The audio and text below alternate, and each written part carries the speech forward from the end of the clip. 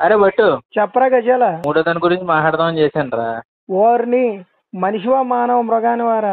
ఏం లేదురా, ఈ రోజు కొంచెం ఖాళీ దొరికింది, అందుకే కవర్ చేశాను సినిమాలు. మన వాళ్ళు పక్క రుచులు బాగా మరిగారు అనిపిస్తున్నాడు నాకు. ఎందుకంటే మనకు తెలుసు ఎప్పటి నుంచో మలయాళం సినిమాలు అంటే లేపుతారు అని. రీసెంట్ గా ఒక ఫేమస్ డైరెక్టర్ కూడా ఇదే మాట అన్నారు, మలయాళం సినిమాలు అయితే లేపుతారు అని అన్నట్టు. రీసెంట్ మలయాళం హిట్ మూవీ తుడ్రం సినిమాని నేను ఈ రోజు అయితే చూశాను.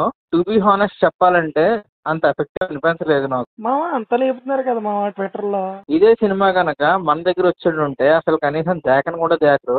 నేను ఎందుకు ఇంత డైరెక్ట్ స్టేట్మెంట్ ఇచ్చాను అని అంటే, ఇది ఒక రెగ్యులర్ సినిమా. దాన్ని ఏమైనా డిఫరెంట్ గా నరేట్ చేశారా అంటే అంత కొత్తగా కూడా ఏ నరేషన్ అయితే లేదు. ఉండడం కూడా ఫ్లాట్ గానే ఉంటది. నీవేది ఏదో అమ్మో ఇదో పెద్ద ట్విస్ట్, దీన్ని ఒక డిఫరెంట్ వేలో అప్రోచ్ వెళ్ళింది అని అనుకోవడానికి ఏమీ లేదు. అన్నీ కూడా రెగ్యులర్ టెంప్లెట్ లోనే ఉంటాయి, మనకి తెలిసిన దానిలాగా ఉంటాయి. బట్ ఒకే హీరో దగ్గర నుంచి కంటిన్యూస్ గా అలాంటి సినిమాలే అంటే డైజెస్ట్ చేసుకోవడానికి కూడా కష్టమే. ఇఫ్ సపోజ్ ఇదే కంటెంట్, ఇదే స్టోరీ టెల్లింగ్ డిఫరెంట్ డిఫరెంట్ దగ్గర నుంచి వస్తే మనం యాక్సెప్ట్ చేయొచ్చు. ఇప్పుడు సపోజ్ యూనివర్సల్ కాన్సెప్ట్ యమలేల యమలేల కాన్సెప్ట్ ఉంది. అప్పుడు సీనియర్ ఎన్టీఆర్ గారు చేశారు, తర్వాత యమదొంగ జూనియర్ ఎన్టీఆర్ చేశాడు, తర్వాత దరువు రవితేజ చేశాడు. అన్ని సినిమాలు కూడా బాగానే యాక్సెప్ట్ చేశారు ఆడియన్స్. ఎందుకు అది ఒక యూనివర్సల్ కాన్సెప్ట్. ఆ కాన్సెప్ట్ నువ్వు ఎన్ని రకాలుగా తీసుకున్నా అన్ని రకాలుగానే జనాలు యాక్సెప్ట్ చేస్తారు. ఒక క్రైమ్ డ్రామాని తీసుకున్నావు అనుకో, ఆ క్రైమ్ ఏదైనా అవ్వచ్చు, నువ్వు దాన్ని డిఫరెంట్ విధాలుగా అప్రోచ్ అయితే జనాలు చూస్తారు. బట్ ఒకే హీరో దగ్గర నుంచి అలాంటివి కంటిన్యూస్ గా వచ్చేస్తూ ఉండేసరికి ఆ ఇంపాక్ట్ అన్నది తగ్గిపోతుందని నా ఫీలింగ్. నాకైతే అదే అనిపించింది. ఆ ఇంపాక్ట్ అన్నది నాకు కలగలేదు. అండ్ ఇంకా పర్ఫార్మెన్స్ గురించి మాట్లాడుకుంటే ఆబ్వియస్ గా మోహన్ లాల్ గారు అయితే పర్ఫార్మెన్స్ చాలా బాగా చేశారు. తన బెస్ట్ అయితే ఇచ్చారు. ఎమోషనల్ ఎపిసోడ్స్ లో కానీ, కామెడీ టైమింగ్ లో కానీ, యాక్షన్ ఎపిసోడ్స్ లో కానీ ఆయనకు పేరు పెట్టేంత గొప్పటోళ్ళం కూడా కాదు మనం.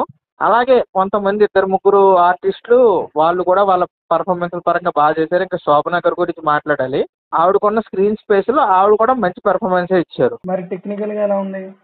టెక్నికల్ గా కూడా సినిమా బాగానే ఉంది. సినిమాటోగ్రఫీ అది కూడా సినిమాకి కావాల్సినట్టు ఉంది. రిచ్నెస్ అది మెయింటైన్ చేశారు. తెలిసిందే కదా మలయాళం సినిమా అంటే హై రేంజ్ అయితే వెళ్ళిపోరు. ఉన్న ఎన్వైరన్మెంట్ లో వాళ్ళు ఉన్న రీసోర్సెస్ తో వాళ్ళు అయితే బాగా చేశారు. దేనికి పెట్టాలో తెలుసు కాబట్టి వాళ్ళు దాన్ని పెట్టారు.